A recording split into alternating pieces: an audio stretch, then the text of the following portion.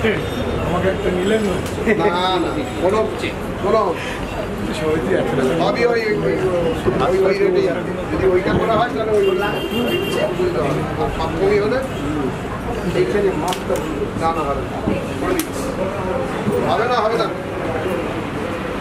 ওই ছোট্ট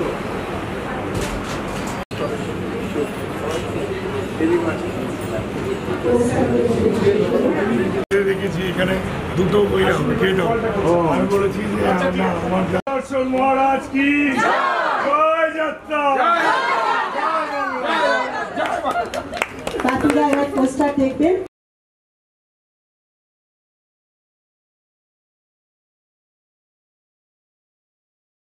নমস্কার, আপনারা দেখছেন স্টার প্রোডাকশন, আপনাদের ঘরের চ্যানেল এবং অবশ্যই আপনাদের পছন্দের চ্যানেল। এবং এই মুহূর্তে আমরা আছি ফণীভীষণ বিদ্যা বিনোদ মঞ্চে।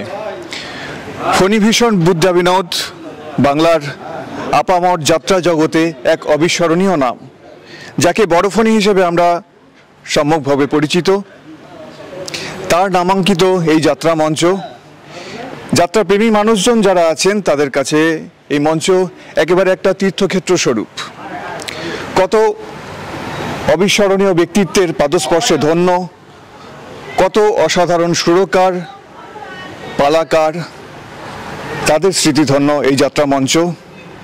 এবং আমাদের আগামী প্রজন্ম তাদেরকে ধীরে ধীরে যাত্রা জগতের সাথে পরিচিত করা, তাদেরকে যাত্রা জগতে উৎসাহিত করার জন্য এই মঞ্চের ভূমিকা কিন্তু অবিস্মরণীয়।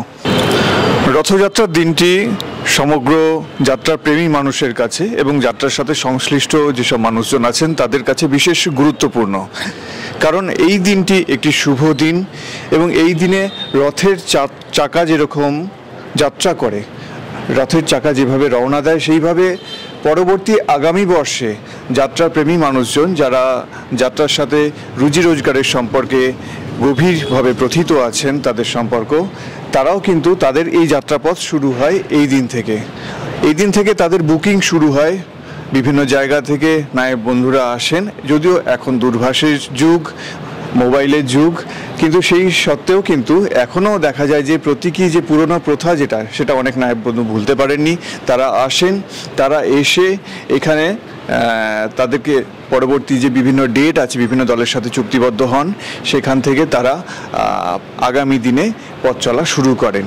সেই জন্য রথযাত্রা প্রতিটি যাত্রাপ্রেমী মানুষের কাছে, যাত্রামোদী মানুষের কাছে অত্যন্ত গুরুত্বপূর্ণ। সেই সাথে আমরা জানতে পারি যে আগামী অর্থবর্ষে বিভিন্ন যে দল আছেন, যাত্রা দল আছেন, তারা কি কি প্রোডাকশন আনতে চলেছেন, তাদের আগামী বছরে কি কি চমক আসতে চলেছে, সেগুলো সম্পর্কে আমাদের একটা সম্যক ধারণা জন্মায়। সেই কারণে রথযাত্রা এবং সেই সাথে হচ্ছে যাত্রার সাথে যুক্ত যে পরিবার, বৃহৎ পরিবার, সেই পরিবার কিন্তু সম্পূর্ণভাবে অঙ্গাঙ্গিভাবে জড়িত।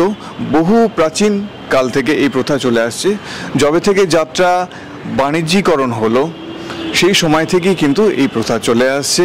আমরা জানি যে বাংলা যাত্রার যে যাত্রাপথ শুরু হচ্ছে শ্রী চৈতন্যদেবের আমলে, এবং বাংলার লোকায়ত যে এই কৃষ্টি অভিনয়ের যে ধারা বছরের পর বছর ধরে আজও কিন্তু বিশেষত গ্রাম বাংলার বুকে কিন্তু ভীষণভাবে তার শিকড় প্রথিত রয়েছে।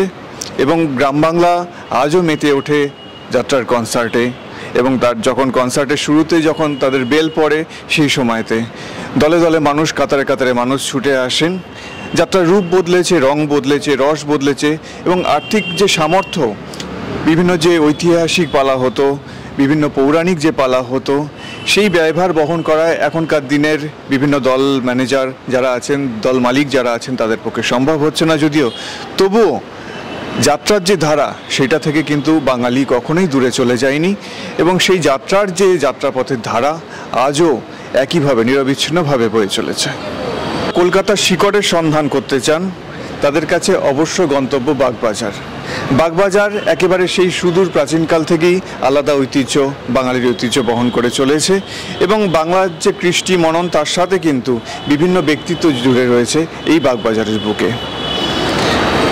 এই বাগবাজারের বুকেই প্রতিষ্ঠা পেয়েছে অসাধারণ একজন ব্যক্তিত্ব যাত্রা জগতের, ফণীভূষণ বিদ্যা বিনোদ, যাকে আমরা বড় ফণী হিসেবে চিনি। সেই মানুষের নামাঙ্কিত যাত্রা মঞ্চ পশ্চিমবঙ্গ সরকার থেকে রূপায়িত হয়েছে। প্রতি বছর রথযাত্রার দিনে এবং শীতের মরশুমে আমরা মেতে উঠি যাত্রাপ্রেমী মানুষজনদের সান্নিধ্যে। ক্যামেরায় তাপসের সাথে আমি, সঞ্চালনায় নীলাঞ্জন রায়চৌধুরী, স্টার প্রোডাকশন।